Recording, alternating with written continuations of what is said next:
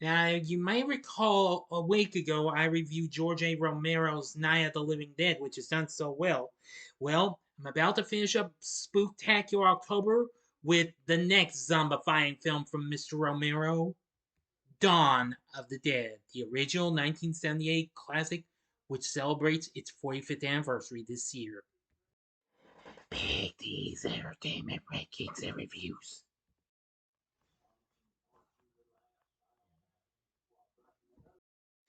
So, greetings, my fellow YouTubers, and welcome to Big D's Entertainment Rankings and Reviews. My name is Noel, better known to as the Big D, and this time around, I bring to you a review of the 1978 zombie horror flick Dawn of the Dead, released by United Film Distribution Company in the US and Titanus in Italy. Written, directed, and edited by George A. Romero and produced by Richard P. Rubinstein. It's an American-Italian international co-production, the second film of Romero's series of zombie films, and though it contains no characters or settings from his previous film, Night of the Living Dead, it shows the larger scale effects of a zombie apocalypse on society. The film, a phenomenon of unidentified origin, has caused the reanimation of the dead who prey on human flesh. It stars David Emge, Ken Foree, Scott Reiniger, Gaylen Ross, who are the survivors of the outbreak who barricade themselves inside a suburban shopping mall amid the mass hysteria.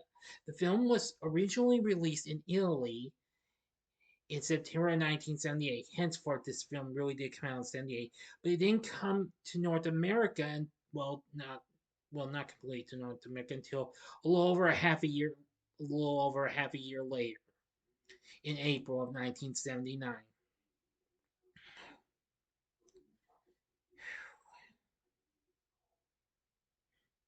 So anyway, yeah, Romero wanted to make another zombie film after Night of the Living Dead for several years to avoid being stereotyped as a horror director.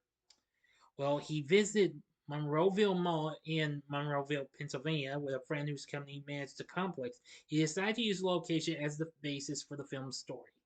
And it came to the attention of Italian filmmaker Dario Argento, who, along with his brother Claudio and producer Alfred Cuomo, agreed to co-finance the film in exchange for its international distribution rights.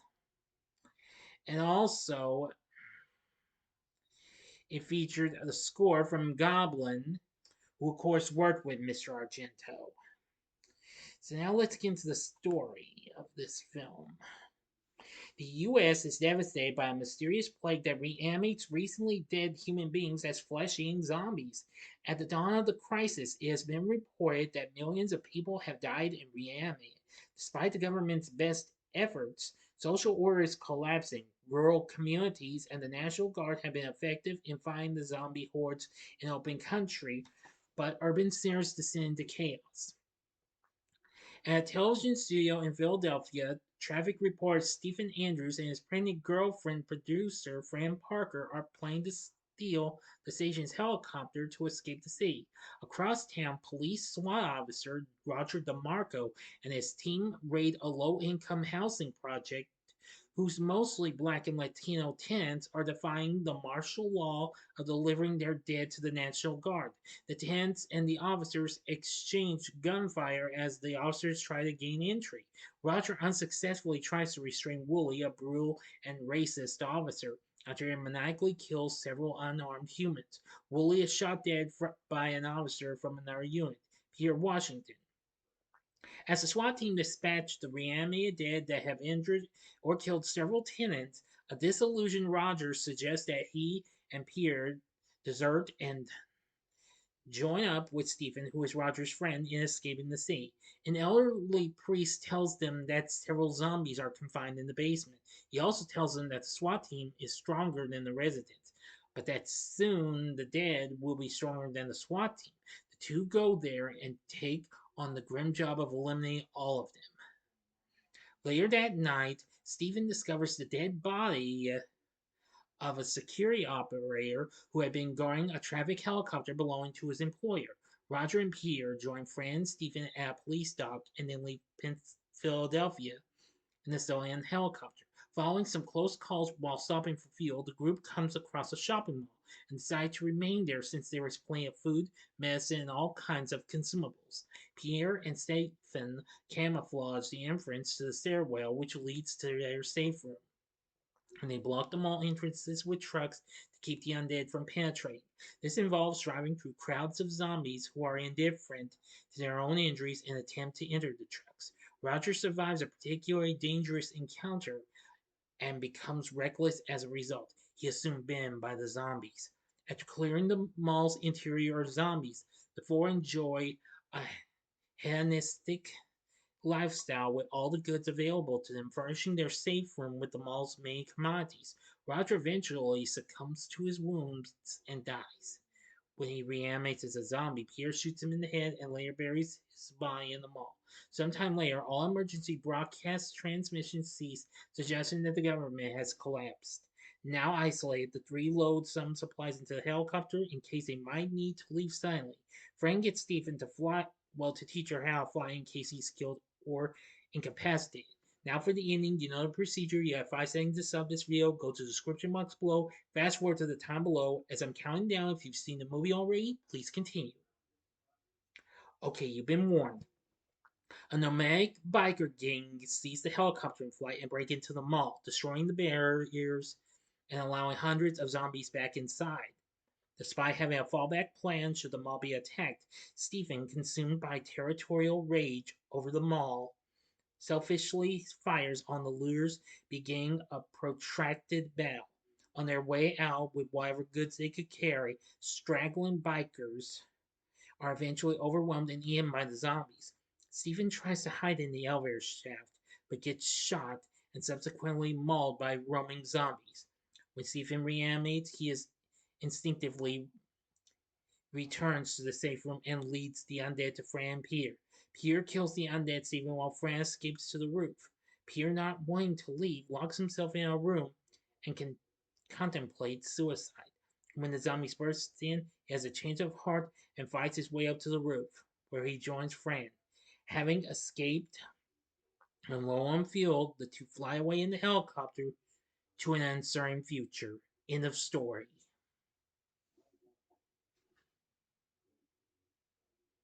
So what did I think of Dawn of the Dead?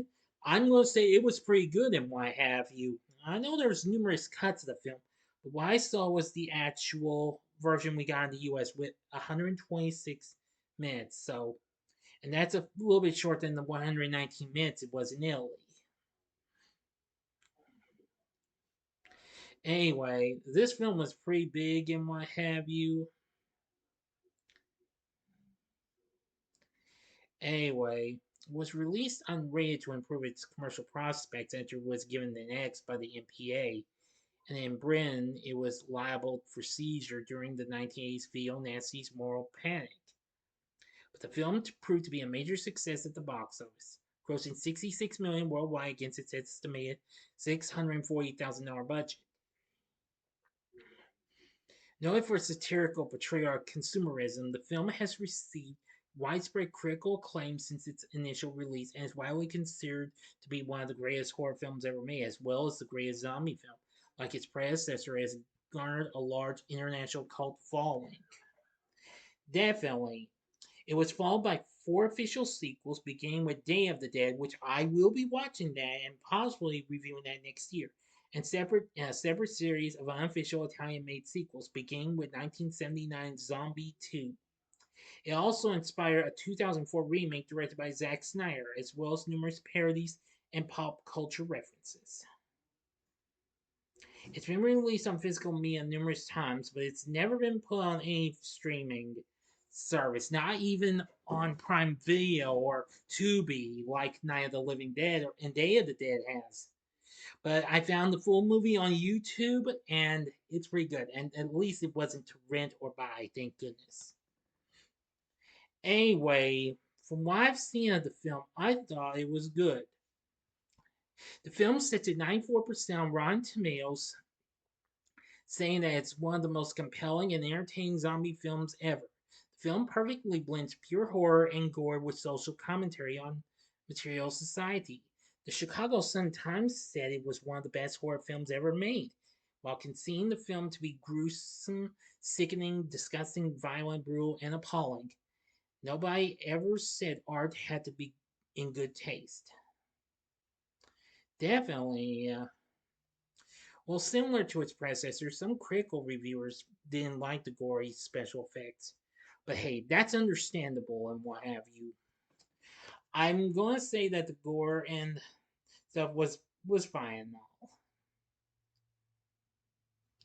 So anywho, I liked it. And again, the score from Dario Argento and Goblin was really, really good. For our cast, we have David Emge as Steve Andrews, aka Flyboy. Ken Foree played Pierre Washington. Scott Reiniger played Roger DeMarco, aka Trooper. And Gaylen Ross played Francine Parker, aka Fly Girl, of course, Fran for short. George A. Romero makes an uncredited appearance as a TV station director. Anyway, that was really cool. Tom Savini, who of course would let before he even did the makeup effects for Friday the 13th and The Burning, was the film's makeup artist. He appears as a machete wielding raider. Anyway, I think the makeup effects by Mr. Savini was really good as well. So, anyway, from what I've seen, Dawn of the Dead is awesome. Now, I will give the remake a second chance, and mind you, maybe I'll review it next year too. But Dawn of the Dead, I think it is a pretty good zombie flick. A pretty good cast, a good story, and great atmosphere. Yeah, I like the Mustang of this one. And a great score from Goblin and Dario Argento. It's pretty good.